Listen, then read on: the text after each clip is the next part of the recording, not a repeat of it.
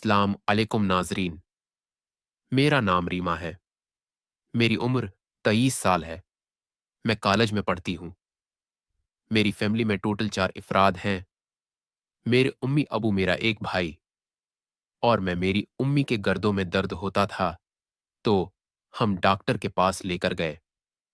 Doctor ने उम्मी को ऑपरेशन का मशवरा दिया, जो कि उम्मी के गर्दे में पुतरी थी और उसका हल आखिरी ऑपरेशन ही था। मैं उस वजह से काफी परेशान थी क्योंकि घर में कोई भी काम करने वाला नहीं था। मैं कॉलेज जाती थी और कॉलेज से थक कर वापस आ जाती थी। मैं कॉलेज की लड़कियों के साथ काफी हंसी मजाक करती थी और तकरीबन मेरी सारी ही दोस्त लड़कियां लड़कों से बातचीत करती थी और उनसे वह सब कुछ करती थी।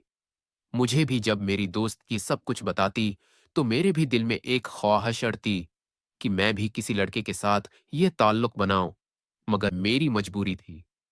मेरे घर में काफी सख्तियां थी और मेरे उम्मी अबू मुझे इस बात की इजाजत बिल्कुल भी नहीं देते थे। हुआ कुछ यूं कि उम्मी का ऑपरेशन हुआ तो मैं उम्मी के पास ही हॉस्पिटल में थी। रात का वक्त था।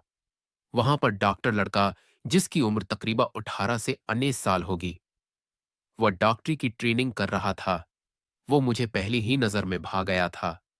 मैं उसके आसपास रहने लगी थी और जब भी उम्मी को दर्द होता तो मैं उसे ही बुलाकर लाती।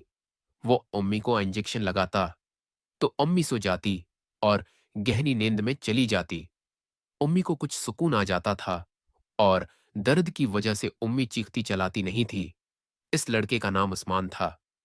मैं उसको असमान सिर के नाम से पुकारने लगी थी। हम 2-3 दिन हॉस्पिटल में रहे और असमान ने हमारा काफी ख्याल रखा था।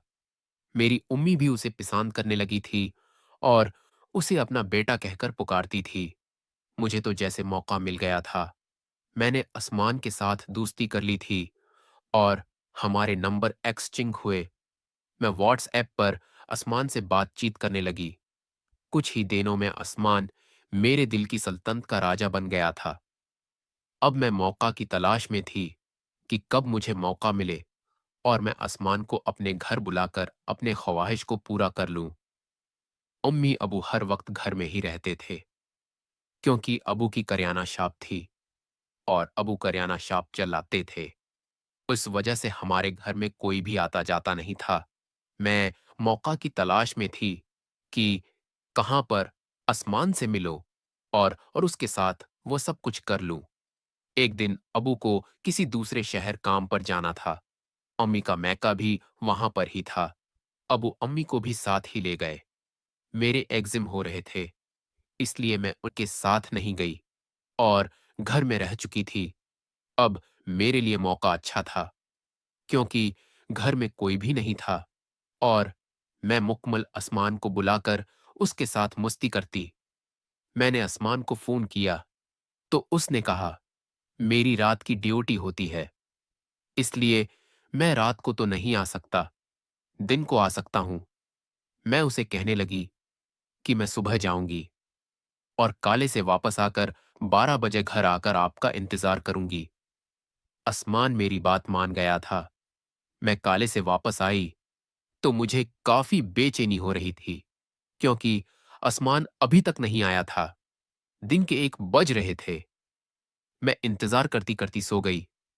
इतने में घर की बेल बजी तो मेरी जान में जान आ गई थी क्योंकि असमान मेरी घर आया था और आज मेरी बरसों की प्यास असमान को देखकर पूरी होनी थी।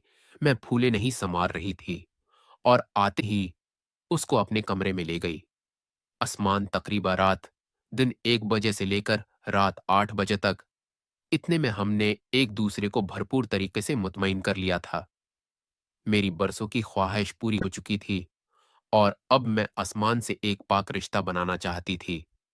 मेरी उम्मी अब घर आए तो मैंने उम्मी अबू से बात की कि मैं डॉक्टर असमान से शादी करना चाहती हूँ।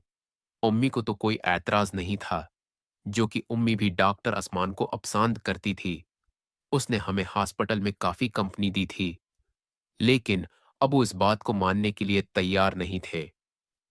लेकिन जब अबू को मेरी हरकत का पता चला कि मैं शादी से पहले ही असमान के साथ सब कुछ, तो अबू ने भी हां कर दी थी। वो तकरीबन 2-3 माह के अंदर ही हमारी शादी अरेंज हो गई थी। मैं असमान को पाकर काफी खुश हो गई थी और मुझे एक अच्छा हमसफर मिल गया था। नाजरीन, अगर आपको ये कहानी पसंद आई हो तो वीडियो को लाइक कर दें और चैनल कल